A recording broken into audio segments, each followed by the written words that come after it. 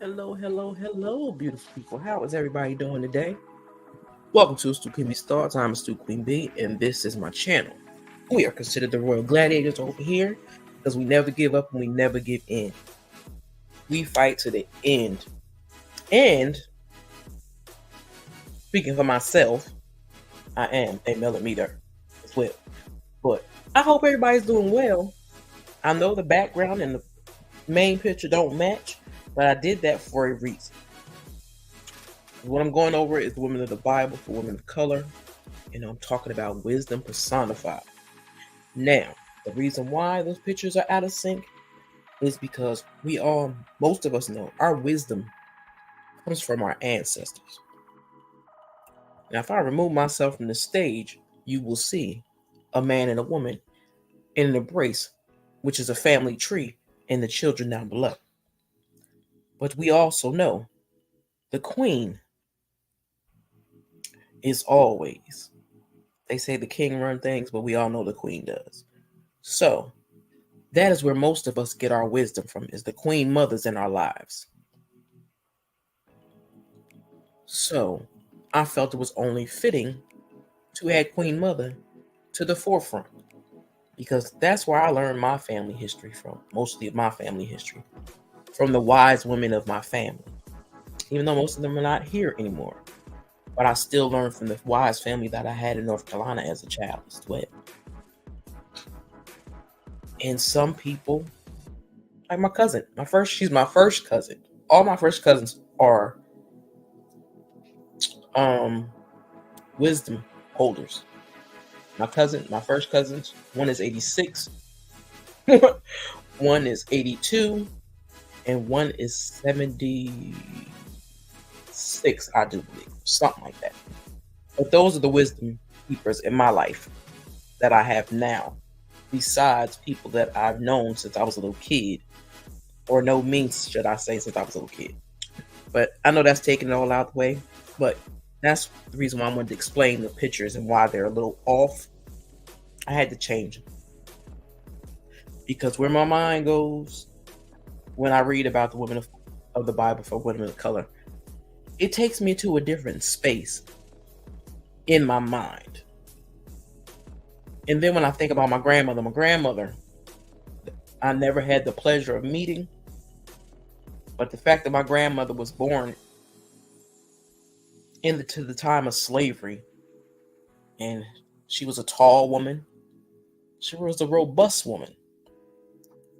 She knew how to, she built the stove on her own, like a full on stove. Like every time I think of that story, it trips me out. But I understand it. And that's where our wisdom comes from. Even with cooking and taking care of the children, those things get passed down from generations and generations and generations. So that's why wisdom personified. That's the title of this chapter. And I just wanted to say a little bit about it before I went on about my business. But that's what I wanted to say.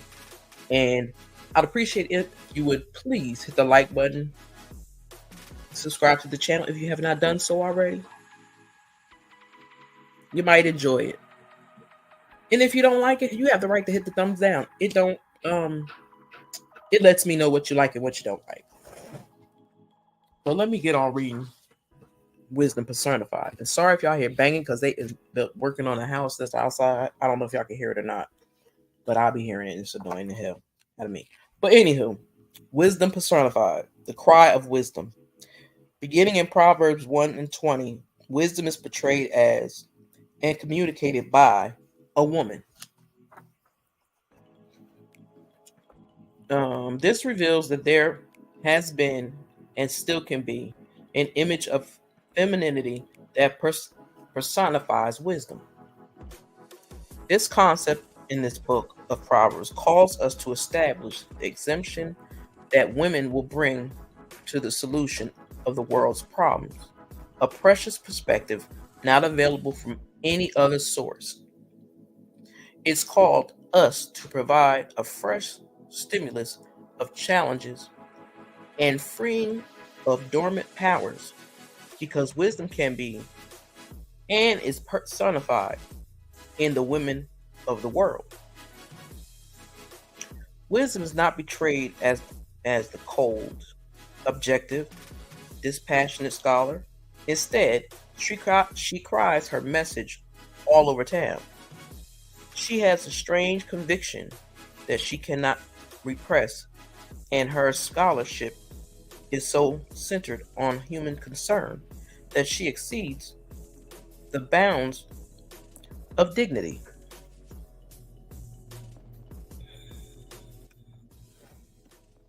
Where did I go? I stopped somewhere. Hold on, y'all. Okay. Because she is in the dialogue with people at the market, the courts, the highways, the lofty walls of mass communications. She will not be caught out of touch with human realities and existential concerns. Perhaps because she is a mother as well as a sage, she cannot view that which affects mothers, children, with the detachment of a professor. She demands that her insights be implemented, and she is to be personification of passionate. Let me see if I can spit this word out because I hate when certain words tie my tongue up. Practicalities as opposed to the almost helpless female. And y'all know we ain't helpless. But anyway, they love to think most women are helpless, but we not. Wisdom demands application. She insists on being a door of truth rather than a hearer only. The fact that she must cry out her message seems to suggest that she does not have the power to apply her principles,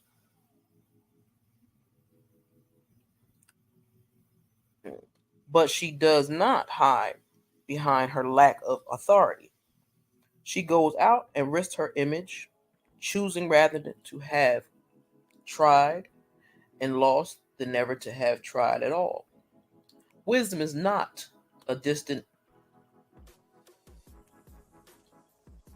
dilatation or pretty patron. She rolls up her sleeves and goes to work. She goes out into the marketplace.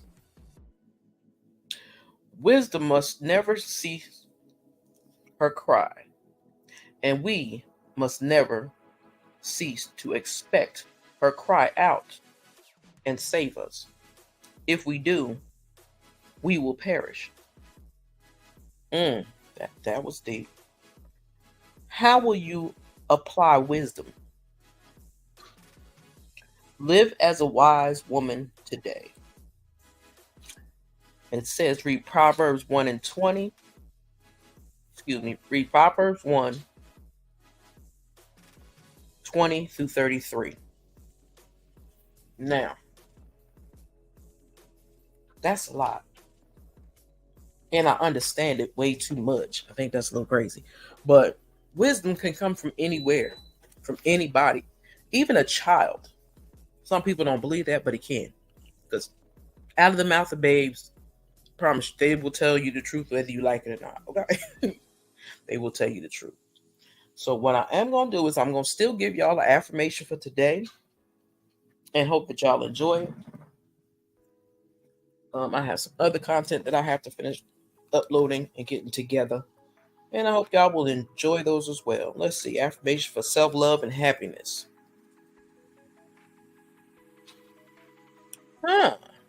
I am comfortable in my skin because I was made this way for a reason.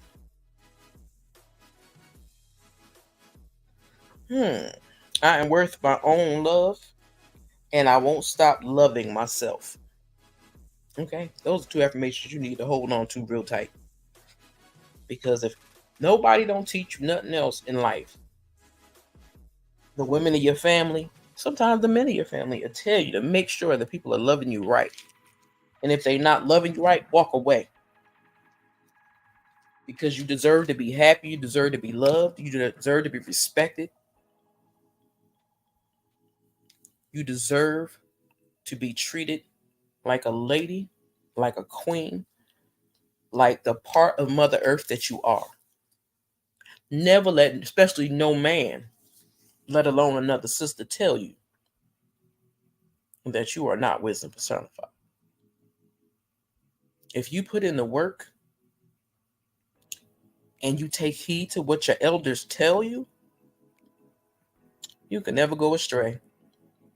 Because the elders have been through it. They tell you things for a reason. They tell you things so you don't have to step into those shoes.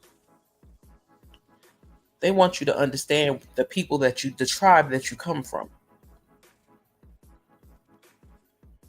They want you to understand the tribe that you can be, the woman that you can be, the man that you can be. Because don't let me just say it's all about women, because it's not.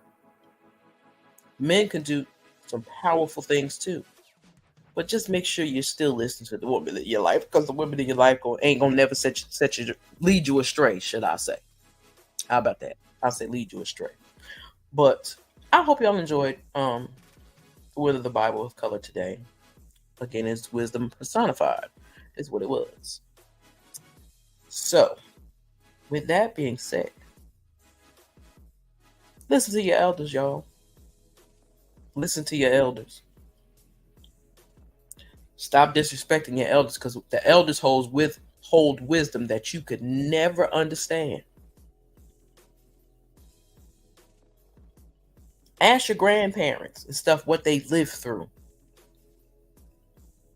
If they're not the type of grandparents or aunts and uncles that automatically just tell you, because some don't tell. They hold it close to their sleeve until you come to them and ask for it. That's like God. If you want something from God, you got to go to God and ask him for it. Just like our elders. If you want some information, you have to go to the elders and ask for it, or we'll be lost. Because some of ours was lost. Not lost to some people, but a lost to me. So, I hope y'all have a blessed and beautiful evening. Don't let nobody steal your joy or your peace. Make sure you keep, again, I'm going to always say it until that man is in a jail cell somewhere. Please keep Dr. Melody Cherie Rogers in your prayers, and the 4 chicken nuggets. Keep them in your prayers because they need that prayer. I pray that the ancestors keep them safe as well. And with that being said, my beautiful people, y'all have a blessed and beautiful evening. And it's the Stu Queen Bee out.